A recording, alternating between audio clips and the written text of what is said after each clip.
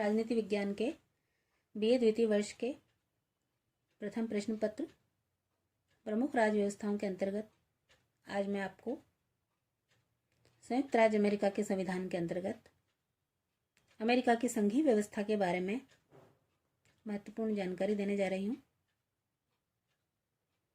अमेरिकी व्यवस्था में संघीय तत्वों की यदि हम चर्चा करें तो अमेरिकी संविधान में कहीं पर भी संघीय या संघ शब्दों का प्रयोग नहीं किया गया है, लेकिन अमेरिकी संविधान में संघीय शासन के तत्व बिल्कुल स्पष्ट हैं और उन्हें निम्न रूपों में देखा जा सकता है।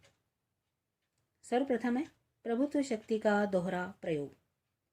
यद्यपि संप्रभुता का विभाजन नहीं हो सकता है और संघ राज्य में भी संप्रभुता अविभाज्य होती है, किंतु संघ राज्य में संप्रभुता की अभिव्यक्ति अवश्य ही केंद्रीय सरकार और इकाइयों की सरकारों में या राज्य सरकारों में इस प्रकार से दो साधनों द्वारा होती है। दूसरा प्रमुख लक्षण या विशेषता है शक्तियों का विभाजन। शक्तियों का विभाजन संघीय व्यवस्था का निश्चित रूप से सर्वाधिक महत्वपूर्ण तत्व है। अमेरिकी संविधान के अनुच्छेद 1 की 8वीं और 10वीं उपधाराओं में केंद्रीय सरकार और राज्यों की सरकारों में शक्तियों का बंटवारा किया गया है। शक्ति विभाजन के संबंध में अमेरिकी संविधान के अंतर्गत गणना और अवशेष के सिद्धांत को अपनाया गया, जिसके अंतर्गत केंद्रीय सरकार और इकाइयों की सरकारें इन दोनों पक्षों में से किसी एक पक्ष की शक्तियों की गणना करके उन्हें निश्चित कर दिया जाता है और अवशेष सभी शक्तियां दूसरे पक्ष को दे दी जाती हैं। इस संबंध में स्थिति स्पष्ट करते हुए संविधान के 10वें संशोधन में कहा गया है कि वे शक्तियां जो कि संविधान द्वारा संयुक्त राज्य की सरकार को नहीं दी गई हैं और न ही राज्यों को मना की गई हैं, वे राज्य के लिए जनता के लिए सुरक्षित हैं। अब हम बात करते हैं केंद्रीय सरकार की शक्तियों की।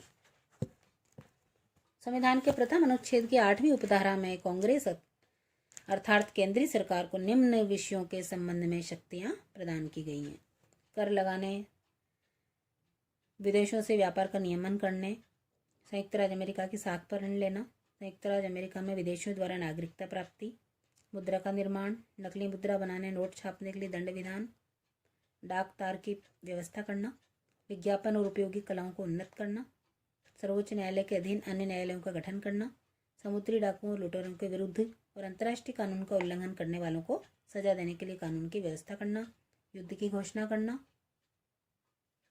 सेना की स्थापना, जल सेना की स्थापना, स्थलीय तथा जल सेना का नियमन, संयुक्त राज्य अमेरिका के कानूनों को लागू करने के लिए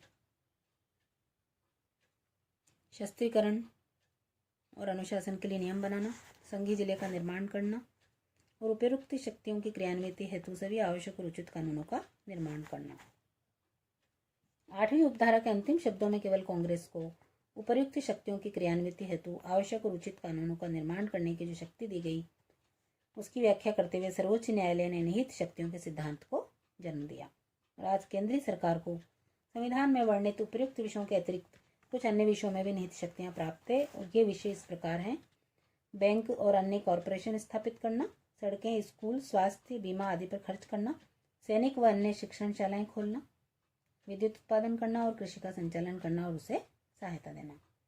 अब राज्यों की शक्तियों की यदि हम चर्चा करें, संयुक्त राज्य अमेरिका के संविधान में केवल केंद्रीय सरकार की शक्तियों का उल्लेख किया गया है।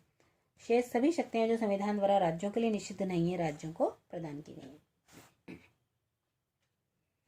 अमेरिकी संविधान के प्रसिद्ध लेखक मुनरो ने राज्य की कुछ शक्तियों का उल्लेख किया है, जो इस प्रकार है: स्थानीय कर लगाना, स्थानीय स्वशासन की संस्थाएं स्थापित करना, राज्य की साख पर ऋण लेना, शिक्षा का संचालन करना, अनुदान तथा दान देना, सड़कें और यातायात नियमों की स्थापना और नियंत्रण, दीवानी तथा फौजदारी कानूनों का निर्माण, लोगों की संपत्ति तथा जीवन की सुरक्षा करना, लोगों के स्वास्थ्य तथा नैतिक जीवन को उन्नत करना, संघीय संविधान के संशोधन का अनुसमर्थन करना, राज्यों के संविधान में संशोधन करना और चुनावों का संचालन करना। तो अमेरिकी संविधान द्वारा किए गए शक्ति विभाजन की एक प्रमुख विशेषता यह है कि एक तो संविधान में उन विषयों का उल्लेख किया गया है जिनके संबंध में क्रमशः केंद्रीय और इकाइयों की सरकारों द्वारा कार्य किया जाएगा, और केंद्रीय सरकार तथा राज्य सरकारों के लिए निषिद्ध शक्तियों का उल्लेख किया गया है। इस प्रकार से केंद्रीय और राज्य सरकारों में शक्तियों का विभाजन किया गया। तीसरा प्रमुख जो अमेरिकी संघीय शासन का तत्व है वह है संविधान की सर्वोच्चता। संघीय शासन समझौते द्वारा स्थापित शासन होता है। यह समझौता संविधान में निहित होता है और संघ राज्य का यह संविधान सर्वोच्च होता है।